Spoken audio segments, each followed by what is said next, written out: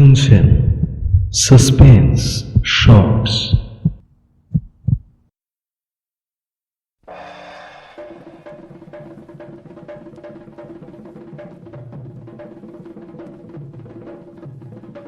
নমস্কার, আমি দীপন। গত 2রা মে ছিল দ্য লেজেন্ডারি সত্যজিৎ রায়ের জন্ম শতবার্ষিকী। আজ আপনারা শুনবেন তার লেখা ছোট গল্প ক্লাস ফ্রেন্ড। সত্যজিৎ রায় নির্বিকল্প, অনন্য, অসাধারণ এই প্রতিভাকে নিয়ে কিছু বলার দুঃসাহস আমাদের অন্তত নেই। তাই মানিকবাবুকে নিয়ে আরেক লেজেন্ডারি সৌমিত্র চট্টোপাধ্যায়ের লেখা এক প্রতিবেদন থেকে তুলে ধরলাম কিছু শব্দ। সদানন্দের ক্ষুদে জগৎ, পিকুর ডায়েরি, গুগা বাবার মতো ছবি কিংবা পাপাঙ্গুলের মতো রচনাই প্রমাণ করে নিজের মধ্যে আজীবন অনেকগুলো সত্তাকে বাঁচিয়ে রেখেছিলেন তিনি। কারো বয়স বেড়েছে, কেউ আবার হজবরলর উল্টো গণিত মেনে বড় থেকে ছোট হয়েছেন ক্রমে। সত্তার ভেতরে নিজস্ব একটা আবোল তাবোল ধরে রাখতে না পারলে এই কাজ অসম্ভব। আর সত্যজিৎ সেই কাজে বেনজিরভাবে সফল।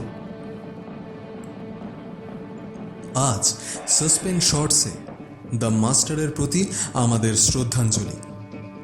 শুরু হচ্ছে ক্লাস ফ্রেন্ড।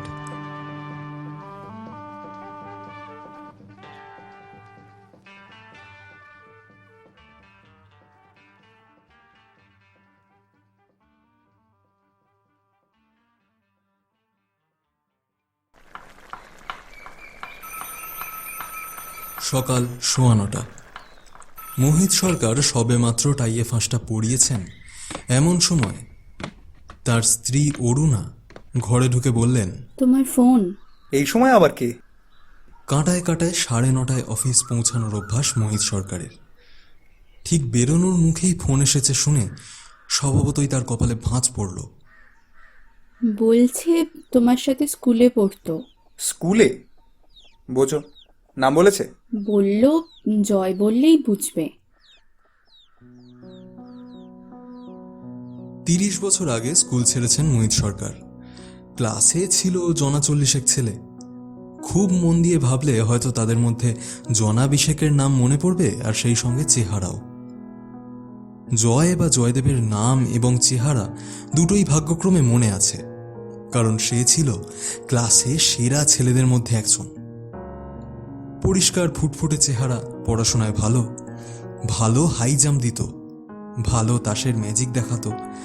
ক্যাসা বিয়াঙ্কা আবৃত্তি করে একবার সোনার মেডেল পেয়েছিল।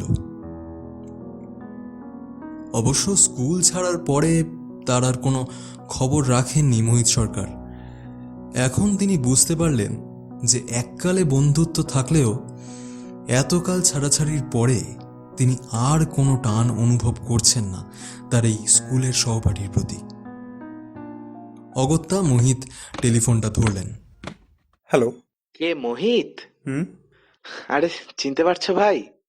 আমি সেই জয়দেব বোস, বালিগঞ্জ স্কুল। গলা চেনা যায় না, তবে চেহারাটা মনে পড়ছে। কি ব্যাপার? আরে তুমি তো এখন বড় অফিসার ভাই, নামটা মনে রেখেছো, এটাই অনেক। ওসব থাক, এখন কি ব্যাপার বলো। মানে একটু দরকার ছিল আর কি। একবার দেখা করা যায়? কবে? তুমি যখন বলবে। তবে যদি একটু তাড়াতাড়ি হয় তাহলে। তাহলে আজই করো। আমার ফিরতে 6টা হয়, 7টা নাগাদ আসতে পারবে? হ্যাঁ, নিশ্চয়ই পারবো। থ্যাংক ইউ ভাই। তাহলে তখন কথা হবে। হালে কেনা হালকা নীল স্ট্যান্ডার্ড গাড়িতে অফিস যাবার পথে মোহিত সরকার স্কুলের ঘটনা কিছু মনে আনার চেষ্টা করলেন। হেডমাস্টার গিরিন সুরের ঘোলাটে চাহনি আর গুরুগম্ভীর মেজাজ সত্ত্বেও স্কুলের দিনগুলো ভারী আনন্দের ছিল। মোহিত নিজেও ভালো ছাত্র ছিলেন। শঙ্কর, মোহিত আর জয়দেব এই 3 জনের মধ্যেই সব থেকে বেশি রেষারেষি ছিল। ফার্স্ট, সেকেন্ড, থার্ড তিনজনে যেন পালা করে হতো। ক্লাস 6 থেকে মোহিত সরকার আর জয়দেব বোস একসঙ্গে পড়েছেন। অনেক সময় এক বেঞ্চিতেই পাশাপাশি বসতেন দুজন। এমনকি ফুটবলেও পাশাপাশি স্থান ছিল দুজনের। মোহিত খেলতেন রাইট ইন আর জয়দেব রাইট আউট। তখন মোহিতের মনে হতো এই বন্ধুত্ব বুঝি চিরকালের। কিন্তু স্কুল ছাড়ার পরেই দুজনের রাস্তা আলাদা হয়ে গেল। মোহিতের বাবা ছিলেন অবস্থাপন্ন লোক, কলকাতার নামকরা ব্যারিস্টার। স্কুল শেষ করে মোহিত ভালো কলেজে ঢুকে ভালো পাশ করে 2 বছরের মধ্যেই ভালো সদাগরি অফিসে চাকরি পেয়ে যায়। জয়দেব চলে যায় অন্য শহরের অন্য কলেজে, কারণ তার বাবার ছিল বদলির চাকরি। তারপর আশ্চর্য ব্যাপার, মোহিত দেখেন যে তিনি আর জয়দেবের অভাব বোধ করছেন না। তার জায়গায় নতুন বন্ধু জুটেছে কলেজে। তারপর সেই বন্ধু বদলে গেল যখন ছাত্র জীবন শেষ করে মোহিত চাকরির জীবনে প্রবেশ করলেন। এখন তিনি তার অফিসের 4 জন মাথার মধ্যে একজন, এবং তার সবচেয়ে ঘনিষ্ঠ বন্ধু হল তারই একজন সহকর্মী। স্কুলের সহপাঠীদের মধ্যে একমাত্র প্রজ্ঞান সেনগুপ্তর সঙ্গে মাঝে মাঝে ক্লাবে দেখা হয়। সেও ভালো অফিসে কাজ করে। আশ্চর্য, স্কুলের স্মৃতির মধ্যে কিন্তু প্রজ্ঞানের কোনো স্থান নেই। অথচ জয়দেব, যার সঙ্গে 30 বছর দেখাই হয়নি, স্মৃতির অনেকটা জায়গা দখল করে আছে সে। এই সত্যটা মোহিত পুরনো কথা ভাবতে ভাবতে বেশ ভালো করেই বুঝতে পারলেন। মোহিতের অফিসটা সেন্ট্রাল এভিনিউতে। চৌরঙ্গি আর এদিকে সুরেন ব্যানার্জির সংযোগস্থলের কাছাকাছি আসতেই গাড়ির ভিড়, মোটরের হর্ন আর বাসের ধোঁয়া মোহিত সরকারকে স্মৃতির জগৎ থেকে হুড়মুড়িয়ে বাস্তবের জগতে এনে ফেলল।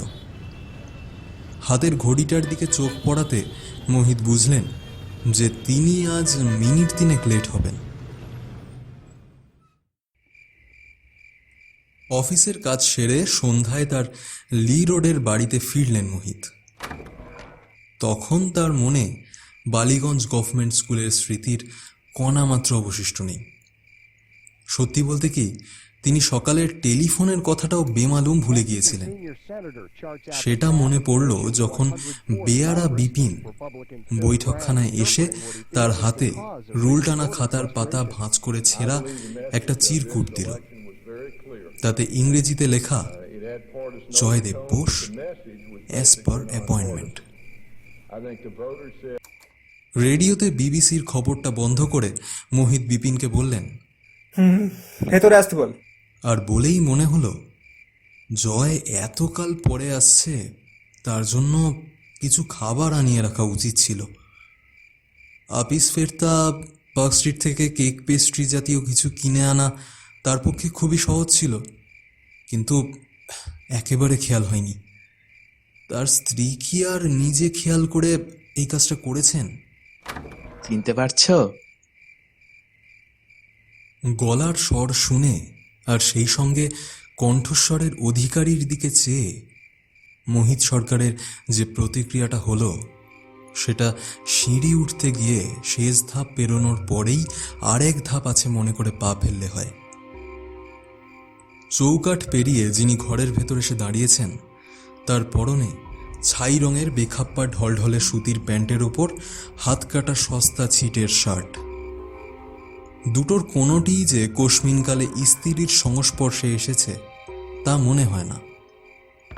শার্টের কলারের ভেতর দিয়ে যে মুখটা বেরিয়েছে, তার সঙ্গে অনেক চেষ্টা করেও মোহিত তার স্মৃতির জয়দেবের কোনো সাদৃশ্য খুঁজে পেলেন না। আগন্তুকের চোখ কোটরে বসা, গায়ের রং রোদে পুড়ে ঝামা, গাল তোবড়ানো, থুতনিতে অন্তত 3 দিনের কাঁচা পাকা দাড়ি, মাথার উপরাংশ মসৃণ, কানের পাশে কয়েক গাছা অবিন্যস্ত পাকা চুল। প্রশ্নটা হাসি মুখে করায় ভদ্রলোকের দাঁতের পাটিও দেখতে পেয়েছেন মোহিত সরকার। আর মনে হয়েছে, পান খেয়ে ক্ষয়ে যাওয়া অমন দাঁত নিয়ে হাসতে হলে হাত দিয়ে মুখ ঢেকেই হাসা উচিত। অনেকখানি বদলে গেছি। তাই না? বসো। মোহিত এতক্ষণে উঠে দাঁড়িয়েছেন। সামনের সোফায় আগন্তুক বসার পর মোহিতও তার নিজের জায়গায় বসলেন। মোহিতের নিজের ছাত্র জীবনের কয়েকটা ছবি তার অ্যালবামে আছে। সেই ছবিতে 14 বছর বয়সের মোহিতের সঙ্গে আজকের মোহিতের আদল বের করতে অসুবিধে হয় না। তাহলে একে চেনা এতটা কঠিন হচ্ছে কেন? 30 বছরে একজনের চেহারায় এত পরিবর্তন হয় কি? তোমাকে কিন্তু বেশ চেনা যায়, রাস্তায় দেখলেও চিনতে পারতাম। আসলে আমার মাথার উপর দিয়ে অনেক বড় ঝড় বয়ে গেছে। কলেজে পড়তে পড়তে বাবা মারা গেলেন, আমিও পড়া ছেড়ে চাকরির ধান্দায় ঘুরতে শুরু করি। তারপর ব্যাপার তো বোঝই, কপাল আর ব্যাকিং, এ দুটোই যদি না থাকে তাহলে আজকের দিনে একজন ইয়ের পক্ষে। চা খাবে?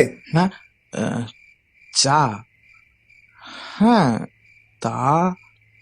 মোহিত বিপিনকে ডেকে চা আনতে বললেন, আর সেই সঙ্গে এই ভেবে আশ্বস্ত হলেন যে কেক মিষ্টি যদি নাও থাকে তাহলেও ক্ষতি নেই, এনার পক্ষে বিস্কুটই যথেষ্ট। ওহ, আজ সারাদিন ধরে কত পুরনো কথাই না ভেবেছি জানো মোহিত। মোহিত নিজেও যে কিছুটা সময় তাই করেছেন সেটা আর বললেন না। এলসিএম, জিসিএম, এদের মনে আছে? মোহিতের মনে ছিল না, কিন্তু বলতেই মনে পড়ল। এলসিএম হলেন পিটির মাস্টার লালচাঁদ মুখুজ্জে, আর জিসিএম অঙ্কের স্যার গোপেন মিত্তির। আমাদের খাবার জলের ট্যাঙ্কের পেছনটায় দুজনকে জোর করে দাঁড় করিয়ে কে ক্যামেরায় ছবি তুলেছিল, তোমার মনে আছে? ঠোঁটের কোনো একটা হালকা হাসি এনে মোহিত বুঝিয়ে দিলেন যে তার মনে আছে। আশ্চর্য, এগুলো তো সবই সত্যি কথা। ইনি যদি জয়দেব না হন তাহলে এত কথা জানলেন কি করে? জানো ভাই, স্কুল লাইফের 5টা বছরই আমার জীবনের বেস্ট টাইম। তেমন দিন আর আসবে না। মোহিত একটা কথা না বলে পারলেন না। তোমার তো মোটামুটি আমারই বয়স ছিল বলে মনে পড়ে। তোমার থেকে 3 মাসের ছোট। তাহলে এমন বুড়োলে কি করে? চুলের দশা এমন হলো কি করে? আগন্তুক বললেন, স্ট্রাগল ভাই, স্ট্রাগল। অবশ্য টাকটা আমার ফ্যামিলির অনেকেরই আছে। বাপ ঠাকুরদা দুজনেরই প্রায় টাক পড়ে যায় 35-এর মধ্যে। আর এই গাল ভেঙেছে হাড় ভাঙা খাটুনি আর প্রপার ডায়েটের হবে। তোমাদের মতো তো টেবিল চেয়ারে বসে কাজ নয় ভাই। কারখানায় কাজ করেছি 7 বছর, তারপর মেডিকেল সেলসম্যান, ইন্স্যুরেন্সের দালালি, এ দালালি সে দালালি। এক কাজে যে টিকে থাকবো সে তো আর কপালে লেখা নেই। তাঁতের মাকুর মতো একবার এদিক একবার ওদিক। কথায় বলে না, শরীরের নাম মহাশয়, যা সবে তাই সয়। অথচ তাতে শেষ অবধি শরীরটা গিয়ে কি দাঁড়ায় তা তো আর বলে না। সেটা আমায় দেখে বুঝতে হবে। বিপিন চা এনে দিল, সঙ্গে প্লেটে সন্দেশ আর সিঙাড়া। গিন্নির খেয়াল আছে বলতে হবে, তবে ক্লাস ফ্রেন্ডের এই ছিঁড়ি দেখলে কি ভাবতেন সেটা মোহিত আন্দাজ করতে পারলেন না। তুমি খাবে না? আমি এইমাত্র খেয়েছি। একটা সন্দেশ? না, তুমি খাও। ভদ্রলোক সিঙাড়ায় কামড় দিয়ে চিবোতে চিবোতে বললেন, ছেলেটার সামনে পরীক্ষা, অথচ এমন দশ সাজানো মোহিত ভাই। ফিয়ের টাকাটা যে কোত্থেকে আসবে তা তো বুঝতে পারছি না। আর বলতে হবে না, মোহিত বুঝে নিয়েছেন। আগেই বোঝা উচিত ছিল এর আসার কারণটা। সাহায্য প্রার্থনা, নিছকই আর্থিক সাহায্য। আচ্ছা আচ্ছা, কত চাইবেন? 20-25 হলে দিয়ে দেওয়াই হবে বুদ্ধিমানের কাজ। কারণ না দিলেই যে উৎপাতের শেষ হবে এমন তো কোনো ভরসা নেই। আমার ছেলেটা খুব ব্রাইট, জানো ভাই, কিন্তু এই পয়সার অভাবে তার পড়াশোনা যে মাঝপথে বন্ধ হয়ে যেতে পারে, এই চিন্তায় আমার রাতে ঘুম হয় না। দ্বিতীয় সিঙ্গারাটাও উঠে গেল প্লেট থেকে। মোহিত সুযোগ পেলেই জয়দেবের সেই ছেলে বয়সের চেহারার সঙ্গে আগন্তুকের চেহারা মিলিয়ে দেখছেন, আর ক্রমেই তার বিশ্বাস বদ্ধমূল হচ্ছে যে সেই বালকের সঙ্গে এই প্রৌঢ়ের কোনো সাদৃশ্য নেই। চায়ে একটা সশব্দ চুমুক দিয়ে বললেন আগন্তুক, তাই বলছিলাম ভাই, অন্তত 100 কি 100 যদি এই পুরনো বন্ধুর হাতে তুলে দিতে পারো তাহলে। Very sorry. হ্যাঁ, টাকার কথাটা উঠলেই সরাসরি না করে দেবেন এটা মোহিত মনে মনে স্থির করেই ফেলেছিলেন, কিন্তু এখন মনে হলো ব্যাপারটা এতটা রূঢ়ভাবে না করলেও চলতো। তাই নিজেকে খানিকটা শুধরে নিয়ে গলাটাকে আরেকটু নরম করে বললেন, সরি ভাই, আমার কাছে জাস্ট নাও ক্যাশের একটু অভাব। আমি কাল আসতে পারি, এনি টাইম, তুমি যখন বলবে। কাল আমি একটু কলকাতার বাইরে যাব, ফিরবো দিন 3 পরে। তুমি তুমি রোববার এসো। রবিবার? আগন্তুক যেন খানিকটা চুপসে গেলেন, কিন্তু মোহিত মনস্থির করেই ফেলেছেন ইনি যে জয় চেহারায় তো তার কোনো প্রমাণ নেই, আর কলকাতার মানুষ ধাপ্পা দিয়ে টাকা রোজগারের হাজার ফিকির জানে। ইনি যদি জালিয়াত হন, হয়তো আসল জয়দেবকে চেনেন। আরে বাবা, তার কাছ থেকে 30 বছর আগের বালিগঞ্জ স্কুলের কয়েকটা ঘটনা জেনে নেওয়া এটা কি এমন কঠিন কাজ? আগন্তুক প্রশ্ন করলেন, আচ্ছা, রবিবার কখন আসবো বলো? সকালের দিকেই ভালো, এই 9টা 9:30। শুক্রবার ঈদের ছুটি। মোহিতের আগে থেকেই ঠিক আছে বারুইপুরে এক বন্ধুর বাগান বাড়িতে সস্ত্রী গিয়ে উইকেন্ড কাটিয়ে আসবেন। 2 দিন থেকে রবিবার রাতে ফেরা, সুতরাং ভদ্রলোক সকালে এলে তাকে পাবেন না। অবশ্য এই প্রতারণাটুকুরও প্রয়োজন হতো না যদি মোহিত সোজাসুজি মুখের ওপর না করে দিতেন, কিন্তু কিছু লোক আছে যাদের দ্বারা এই জিনিসটা একেবারে হয় না। মোহিত সেই দলেই পড়েন। রবিবার তাকে না পেয়ে যদি আবার আসেন ভদ্রলোক, তাহলে তার সঙ্গে দেখা করার নতুন কোনো অজুহাত বার করবেন মোহিত সরকার। তারপর হয়তো আর বিরক্ত হতে হবে না। আগন্তুক চায়ের কাপে শেষ চুমুক দিয়ে সেটা নামিয়ে রাখতেই ঘরে আরেকজন পুরুষ এসে ঢুকলেন। ইনি মোহিতের অন্তরঙ্গ বন্ধু বাণীকান্ত সেন। আরও 2 জন আসার কথা আছে, তারপর বসবে তাসের আড্ডা। এটা রোজকার ঘটনা। বাণীকান্ত ঘরে ঢুকেই আগন্তুকের দিকে যে একটা সন্দিগ্ধ দৃষ্টি দিলেন, সেটা কিন্তু মোহিতের দৃষ্টি এড়ালো না। আগন্তুকের সঙ্গে বন্ধুর পরিচয়ের ব্যাপারটা মোহিত অম্লান বদনেই এড়িয়ে গেলেন। আগন্তুক উঠে দাঁড়িয়েছেন। আচ্ছা, তাহলে আসি।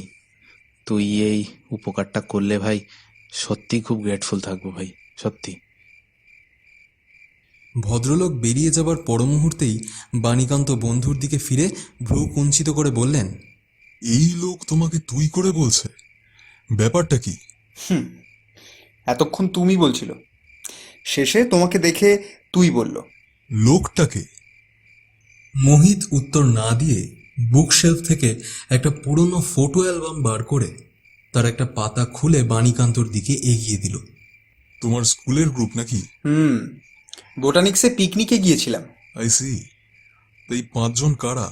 আরে আমাকে চিনতে পারছো না? দাঁড়াও দেখি। অ্যালবামের পাতাটাকে চোখের কাছে নিয়ে বাণীকান্ত খুব সহজেই তার বন্ধুকে চিনে ফেললেন। এবার আমার ডান পাশের ছেলেটিকে দেখো তো ভালো করে। ছবিটাকে আরও চোখের কাছে এনে বাণীকান্ত বললেন, দেখলাম। ইনি হচ্ছেন যিনি এইমাত্র উঠে গেলেন। অ্যালবামটা সশব্দে বন্ধ করে পাশের সোফায় ছুঁড়ে ফেলে দিয়ে প্রশ্ন করলেন বাণীকান্ত, স্কুল থেকে কি জুয়া ধরেছিলেন নাকি? ভদ্রলোককে অন্তত 32 বার দেখেছি রেসের মাঠে। সেটাই স্বাভাবিক। বলে তারপর আগন্তুকের সঙ্গে কি কথা হলো সেটা সংক্ষেপে বললেন মোহিত।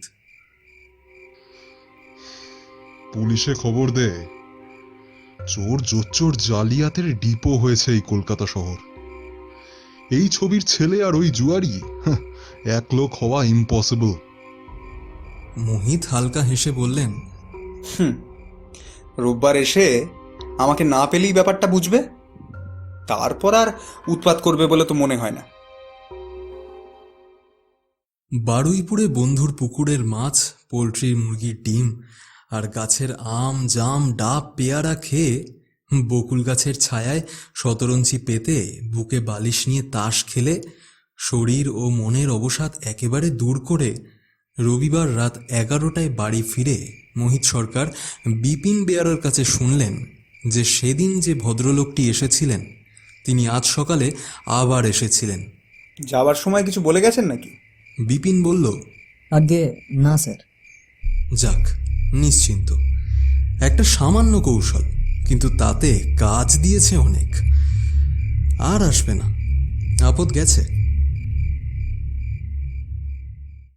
কিন্তু না, আপদ সেদিনের জন্য গেলেও পরের দিন সকাল 8টা নাগাদ মোহিত যখন বৈঠকখানায় বসে খবরের কাগজ পড়ছেন তখন বিপিন আবার একটা ভাঁজ করা চিরকুট এনে দিল তাকে। মোহিত খুলে দেখলেন 3 লাইনের একটা চিঠি। ভাই মোহিত, আমার ডান পাটা মচকে যাওয়ায় ছেলেকে পাঠাচ্ছি। সাহায্য স্বরূপ সামান্য কিছুও ওর হাতে তুলে দিলে অশেষ উপকার হবে। আশা করি হতাশ করবে না। ইতি, জয়। মোহিত বুঝলেন এইবার আর রেহাই নেই। তবে সামান্য মানে সামান্যই, এই স্থির করে তিনি বেয়ারাকে বললেন, ডাক ছেলেটিকে, ডাক। মিনিট খানেকের মধ্যেই একটা 13-14 বছর বয়সের ছেলে দরজা দিয়ে ঢুকে মোহিতের দিকে এগিয়ে এসে তাকে প্রণাম করে আবার কয়েক পা পিছিয়ে গিয়ে চুপ করে দাঁড়িয়ে রইল। মোহিত তার দিকে মিনিট খানেক চেয়ে থাকলেন, তারপর বললেন, বসো।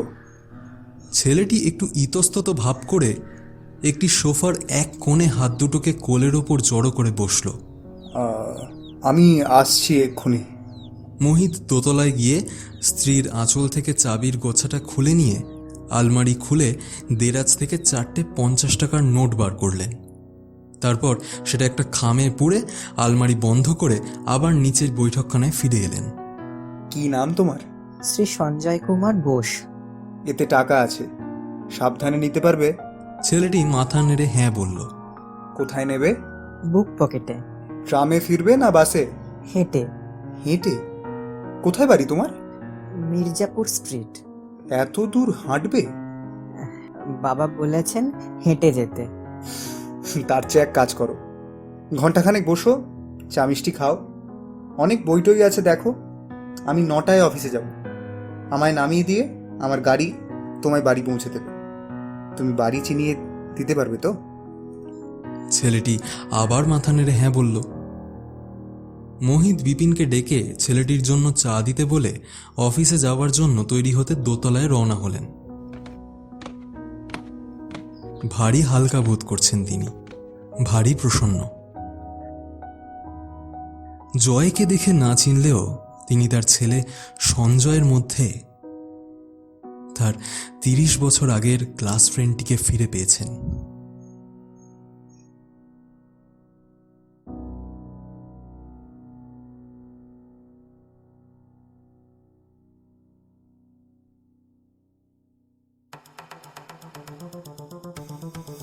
শুনছিলেন ক্লাস ফ্রেন্ড, রচনায় সত্যজিৎ রায়।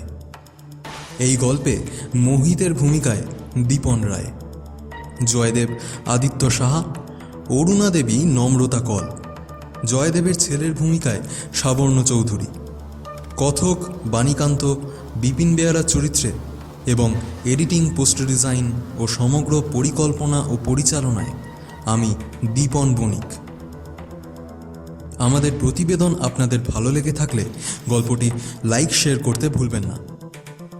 আর অবশ্যই সাসপেন্স শর্টস চ্যানেলটিকে সাবস্ক্রাইব করে বেল আইকনে প্রেস করে দেবেন, যাতে আপনিও আমাদের পরিবারের সদস্য হয়ে যেতে পারেন। দেখা হচ্ছে আপনাদের সাথে পরের শনিবার। নমস্কার।